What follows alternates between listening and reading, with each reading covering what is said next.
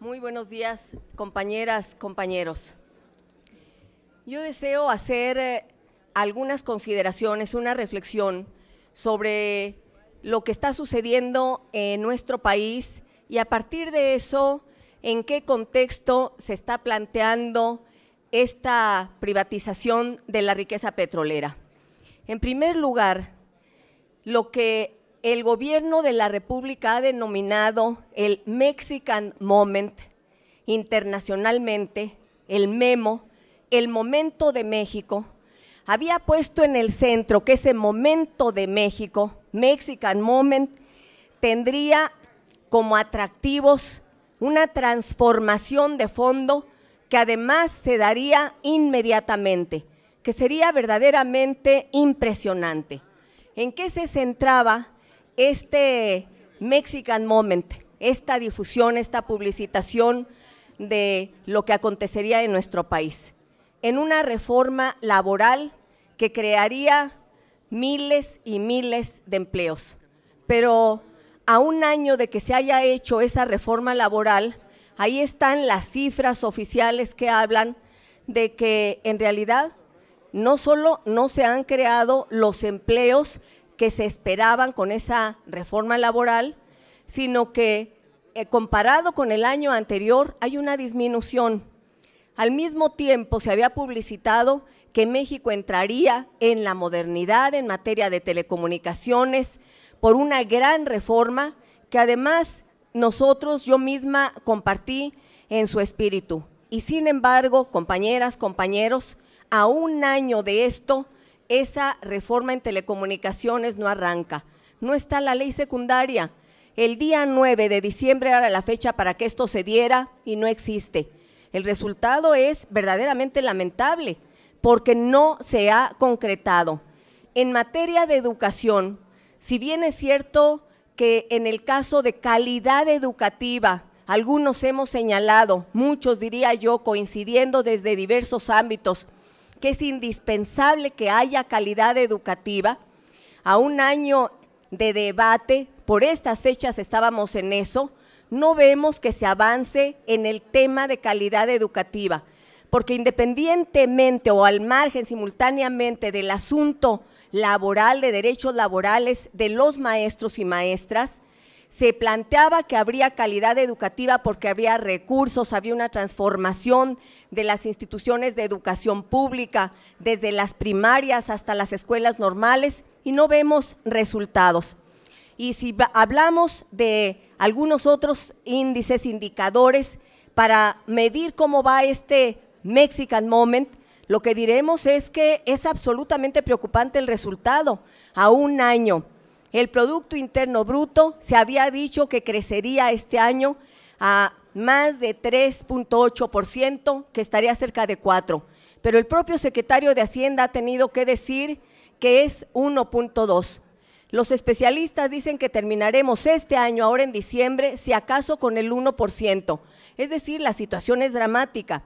Y en el caso de la seguridad, habría que hablar de una crisis de seguridad nacional, porque lo que hay es el surgimiento de zonas completas en nuestro país en donde hay lo que algunos han denominado un estado fallido.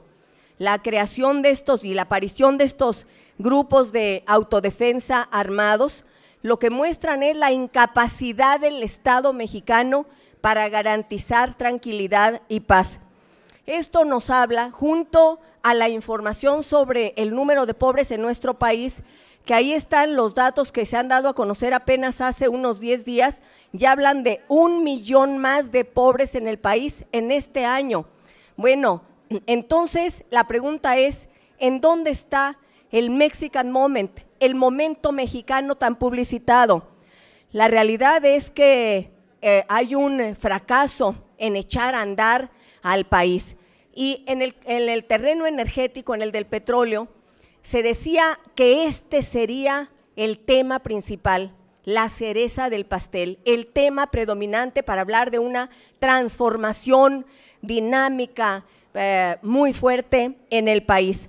Y sin embargo, hay que decirlo, que el contexto en el que se dan todas estas propuestas del gobierno de la República son en un país que, aunque muchos en el cambio democrático y en las transiciones decían que México debía parecerse a las transiciones como la española o como la portuguesa, la realidad es que algunos dicen, y ahora que se habla de esta reforma petrolera, yo creo que tienen razón, que la transición en México ha sido más parecido a lo que pasó en Rusia, pasando de la Unión Soviética a Rusia. ¿Qué es lo que vemos en Rusia? Es el reino de las mafias, el reino de las mafias. Y tenemos en Rusia, si lo vemos desde aquí en un análisis, a un presidente autoritario, a Vladimir Putin, y queriendo imponerse con una pluralidad de partidos políticos en condiciones de falta de gobernabilidad y falta de acuerdos políticos. Hay un verdadero desastre. Bueno, ahí se pasó del control absoluto del Estado, de los recursos naturales, entre ellos del petróleo, a una privatización, y ahora lo que hay es una cantidad pequeña de multimillonarios petroleros en Rusia, que son lo que predomina. Por eso lo que preocupa es que tal vez el rumbo de México no es como el que algunos pensábamos, lo que se soñaba, lo que se quería, sino que lo que prevalece es un cambio más parecido a lo que se da en Rusia. Es preocupante, por supuesto, porque ese no es el modelo que es deseable para nuestro país. Y luego yo paso a temas específicos. Se ha dicho reiteradamente que en materia energética el modelo noruego sería el deseable. Todo el mundo habla de eso, pero ¿en qué consiste el modelo noruego? El modelo noruego, compañeras, compañeros, pone el acento en el fortalecimiento de la empresa estatal de petróleo, la energética, Statoil. Statoil es la empresa tal vez más importante que hay en el mundo en materia energética. ¿Y qué ha hecho Statoil? Entre otras cosas, un fondo de riqueza soberano, que es un fondo gubernamental de pensiones que le garantiza a cada noruego 2 millones de pensión a la hora en que se jubilan, pero no solo, sino que una parte de la riqueza que surge de esta riqueza petrolera y energética de Noruega está diseñada y pensada para garantizar que se preserve una parte de esta riqueza para las futuras generaciones. La pregunta es, aquí el modelo que se está pensando para México es garantizar el recurso para las siguientes generaciones. En absoluto, en absoluto. Lo que debemos decir es que no hay tal, y luego cuando se habla de Petrobras, hay que decir con claridad que en Petrobras los cambios fueron para mantener a esa empresa, una empresa del Estado, pero darle autonomía. Es lo que desde el PRD y con el ingeniero Cárdenas estamos planteando, no la reforma constitucional. Sin la reforma constitucional se le puede dar autonomía a Petróleos Mexicanos.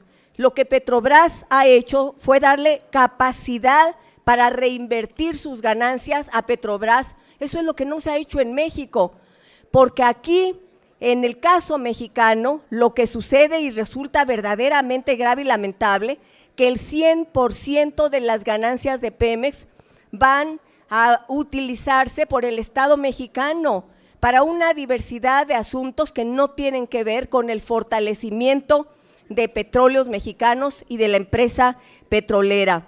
También lo que ha hecho Petrobras es fortalecer la capacidad de exploración, la capacidad de desarrollo tecnológico, las técnicas, la investigación científica. Eso es lo que ha faltado en nuestro país.